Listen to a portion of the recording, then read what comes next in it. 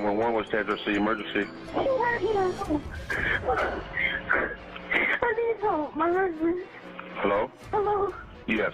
I need help. I need help. My husband was shot. I need help. I'm going to fire a call in St. Joe Township for a shooting. Wife is advising her husband has been shot. She's advised he's no longer breathing. I got help coming there. I got help on the way there, okay? Stay on the line with me here. Stay on the line with me. Ma'am, what is your husband's name?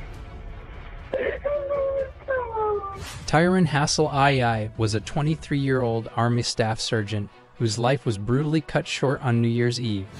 He was assassinated while visiting family for the holidays.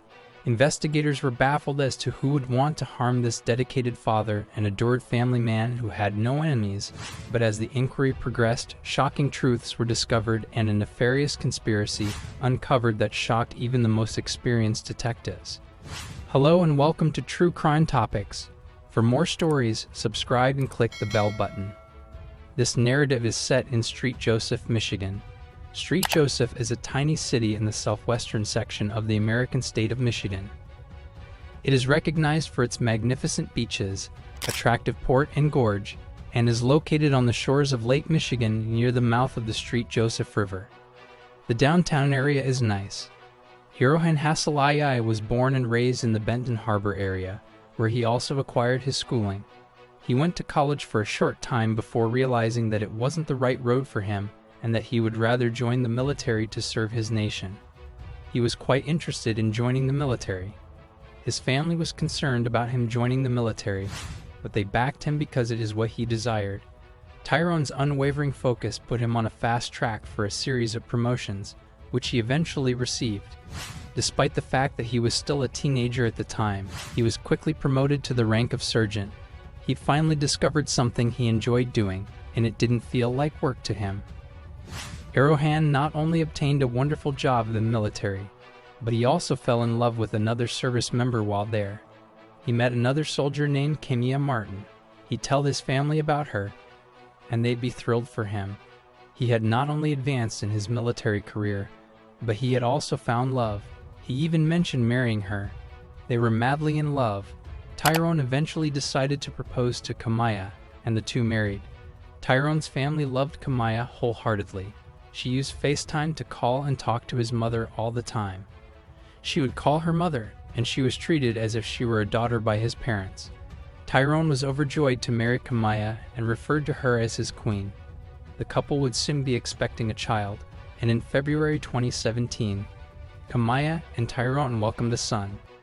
Tyron was overjoyed to be a father. He adored his young kid and would go to any length to ensure his well-being. Tyron and Kimia spent the majority of the year in Korea and returned to the United States for Christmas. Taking a break from their military duties in Fort Stewart, Georgia, they drove to Michigan to visit Tyron's family during the holiday season. They were spending their vacation with Tyron's father when disaster struck less than an hour before the new year. Tyron was staying at his father's house, and on New Year's Eve, he went to a family party, while Kimia stayed at home with their son. Tyron contacted Kimia when he was with his family and asked if she wanted him to bring her and their son some dinner. He was constantly concerned about his wife and child. He went home with a dish of food for them after she agreed. He gave her the meal and offered to stay with them when he arrived, but she pushed him to go see his family. Tyron was shot numerous times when he was returning to the gathering after kissing his wife farewell. Kimia noticed her spouse on the side of the truck. Around 11 p.m., Kimia Hassel dialed 911 on December 31, claiming that her husband had been shot outside the place where they were staying. Officers were called to the location. When the cops arrived, they saw Kimia on the ground next to her husband, surrounded by chaos and assembled neighbors. Yep. He's right by that truck. Man, we're gonna have to get him on this cot, okay? Go ahead. I know. Well, let me get in there, man, okay? Hey, back up! Whoa. No. They worked together to secure the situation and to treat Sergeant Hassel's injuries. Iron's father arrived home shortly after his son was shot. You were going to police if we had the Woods days sort of known for online search compliance first. Do you have any idea what happened here? No, he just brought us something to eat. Okay. I was sitting on the couch eating, and then I just heard gunshots. And I ran to put my son in the room, and I came outside, and he was laying on the cart. Okay, how many gunshots did you hear? I don't know, I just heard a lot. Hey, bud, I know if this is messed up. We got to get you guys out of here so we can secure this scene, okay? We got to collect some evidence and find out what the hell's going on here, okay? That's close. The shell cases are right there. You came right up to him, and he shot him dead on the spot. That's what I'll do to you. There you have it, man. He was sporting a fine watch that had not been stolen. He had money in his pocket, and his phone was in his truck. All evidence indicated that this was not a robbery or a random incident. This was unmistakably personal. Investigators questioned neighbors about what they heard and observed that night. Investigators spoke with a neighbor who recounted a man who parked his automobile in the driveway of an uninhabited house and walked towards Tyrone's house. They described this vehicle doing this for several days before the murder. This indicated to investigators that the suspect was likely stalking Tyrone, waiting for his chance. Tyrone's autopsy found that he was shot numerous times at close range, indicating that this was most likely a targeted attack. This couldn't be a case of mistaken identity because the killer could clearly see Tyrone's face from that distance. A phone call to the detective's office from an anonymous person claiming to be on a military post in Georgia produced a breakthrough in the case a week after every lead had been investigated. The situation. The tip disclosed Kamaya's adulterous involvement with another soldier in their squad. Detectives contacted Army investigators, who began an inquiry. They discovered Kamaya was having an affair with Jeremy Cuellar, a 24-year-old soldier. Despite pretending to be content in her marriage, Kamaya was having an affair, which was generally known throughout the unit. One witness stated that Kamaya was unhappy in her marriage and relied on Jeremy for comfort. According to Army investigations, Jeremy Cuellar was madly in love with Kamaya. This information was passed on to Michigan detectives. They also discovered that Jeremy Cuellar was on leave at the same time as Tyrone and Kamaya, and that he was on his way to his mother's house in Chicago, which is only an hour and a half away from St. Louis. Kamaya and Tyrone would be in Joseph Township.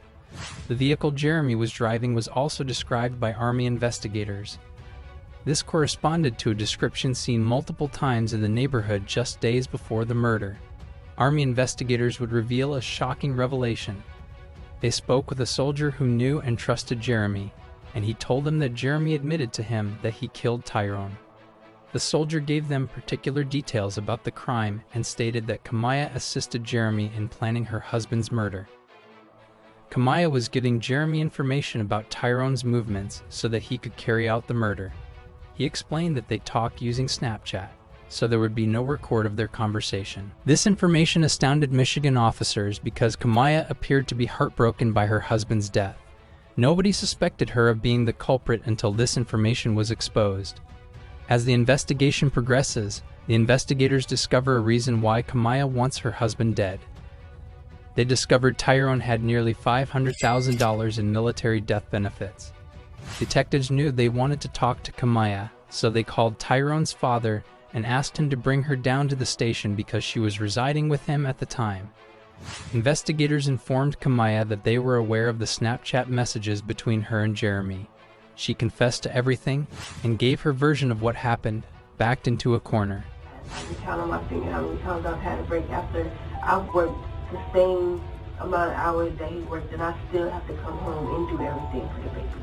Why a relationship and a bond was built between me and Jeremy, because he would always tell me, you don't have to worry about that. When me and you get together, I'll make sure you have your break. I'll do this for the baby. I'll do that. And it just made me really feel like that all of that was going to happen. I just felt like if I would have called it off, like Jeremy probably would have been upset at the fact that I called it off. And I didn't want him mad. Kamaya was arrested for her husband's murder. A search warrant was executed at Jeremy's residence, and the murder weapon was discovered. Jeremy was caught and charged with first-degree murder 11 days after the crime. Plotted to kill her husband, and new tonight, we're getting a look inside the mind of one of the alleged killers. O'Brien, good evening. The murder happened New Year's Eve, but the victim's wife wasn't arrested until January 12th. That gave her a lot of time to post on social media about how she was supposedly mourning the loss of her husband. It has all the makings of a made-for-TV movie, a military love triangle ending in murder. But we said it, though. We said it would not be anyone around in the community because everybody knows him. You know, he's really known. Everybody likes him. I never known him to have any enemies. So we said that it had to be somebody that was really close to him. And then, so to our surprise, it was his wife. Friends of 23-year-old Army Sergeant Tyrone Hassel are still stunned that Hassel's wife and her lover reportedly murdered Hassel. Investigators believe Kimia Hassel, 22, was having an affair with Jeremy Kuehler. She allegedly gave Kuehler permission to ambush her spouse late on New Year's Eve. "I would never consider killing my husband when police were busy investigating the crime." Kimia Hassel was active on Facebook last Wednesday, only days before her arrest. She wrote about how proud her husband would have been. She made Dean's List in another Kimia Lemons story about being abandoned by the couple's soon-to-be 2-year-old son. "So what should I do?" She even uploaded images of the man, she asks. She allegedly murdered the man who proposed to her, and then there are these lines from Tyrone Hassel's obituary, which he left to treasure his loving wife, Kimia Hassel's memory. Those closest to Tyrone are now left with more questions than answers. You must keep a watchful eye on those who are closest to you. It's always those. You really can't trust anyone nowadays. You have to really make sure how close you keep someone to you. Now, tonight, Kimia Hassel is here in the Berrien County Jail. Jeremy Kuehler's bond is set at $2.05 million. He is also charged with first-degree murder. He is currently imprisoned in Georgia awaiting extradition. Kimia was convicted guilty of first-degree premeditated murder, criminal use of a firearm, and murder conspiracy. She was condemned to life in jail without the possibility of parole. Jeremy pled guilty to second-degree murder and received a sentence of 65 years in jail. Today, 25-year-old Jeremy Kuehler admitted to killing Sergeant Tyrone Hassel on New Year's Eve near St. Joseph. Kimia Hassel, who helped plan the murder of her husband, is serving a life sentence. Jeremy Kuehler was emotional at his sentencing today as the victim's mother addressed the court. LaShonda Jones testified in court that she watches videos merely to hear her son's voice. And that's not me at all. You know, I was raised right. I just had issues with my own demons. I know we all do. But when she was telling me, I told her I opened up to her and she played on me. I shouldn't have even opened up to her. I was a fool for trusting her. I feel like God is working on him, and I heard the outburst, so that lets me furthermore know that God is working on him. Sergeant Tyrone Hassel II was an extraordinary, ambitious young man with his entire life ahead of him. He had a promising military career, and his colleagues appreciated him for his discipline, courage, and commitment to serve his country. His death not only robbed him of a potential future, but it also left a gaping hole in the hearts of his family, friends, and coworkers, who are still mourning his death and struggling to come to grips with the senseless act of violence that took his life and left a kid without both parents.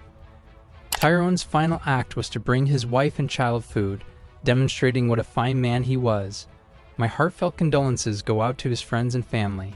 May you continue to heal and find peace one day. Thank you for viewing, and I'll see you again in the future video.